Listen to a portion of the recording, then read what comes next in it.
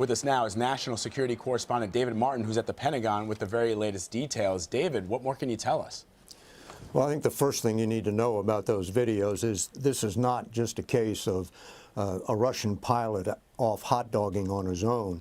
These were a series of maneuvers over 2 days in the Baltic Sea, which were clearly designed as menacing gestures toward this U.S. Navy ship, which was operating about 70 miles off the coast of a Russian piece of territory known as Kaliningrad. That video you're watching shows a Russian fighter jet flying what's known as an attack profile, coming in low to stay below the radar and fast to get upon the ship with as little warning as possible. It's a simulated attack profile.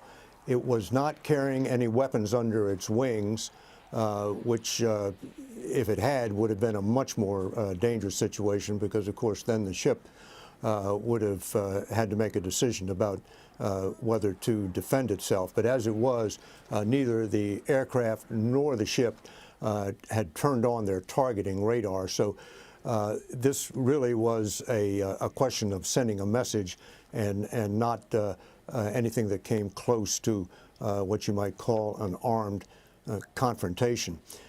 Those videos, at least the ones I've watched so far, show the Russian jets at about 100 feet in altitude, about 1,000 feet off the beam of the U.S. destroyer.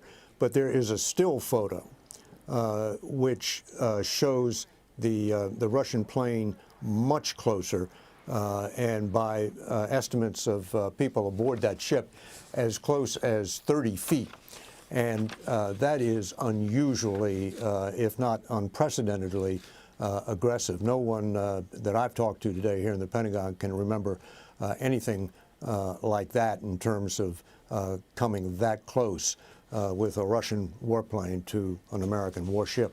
Well, that's David. I have to ask you, does this violate that 1973 treaty between the United States and Russia with these types of aggressive maneuvers that we're seeing? Well, that treaty, which was signed way back during the Cold War when tensions were supposedly a lot higher than they are now, specifically prohibits flying a simulated attack profile against a ship. And it specifically prohibits conducting aerial acrobatics close to a ship. So at least from the American point of view, this is a pretty clear-cut violation, and I'm virtually certain they'll protest it. And I think that'll be just water off the Russian back. They sent their message, which is their extreme displeasure at an American destroyer operating 70 miles off the coast of Russian territory, even though it's international waters and the ship had every right under international law to be there. The Russians are demonstrating exactly how much they don't like that.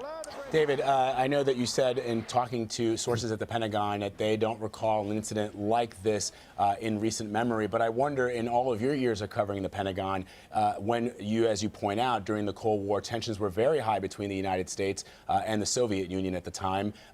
We know, because we've seen documents that the Pentagon has made public, that there were instances where either U.S. ships and planes or submarines came into close contact with each other. I wonder if we're not seeing the same thing play out going forward as Vladimir Putin tries to sort of flex his muscles in the region.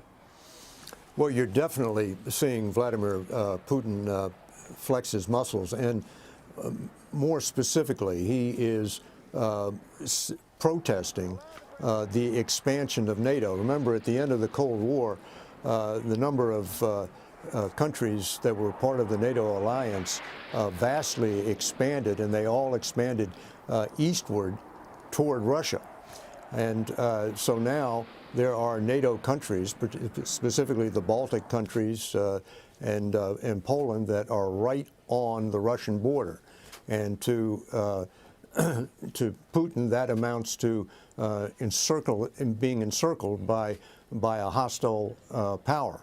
And so that's what he's doing by sending this this kind of really just blatant message. David Martin, always great to talk to you. Thank you so much. Sure thing.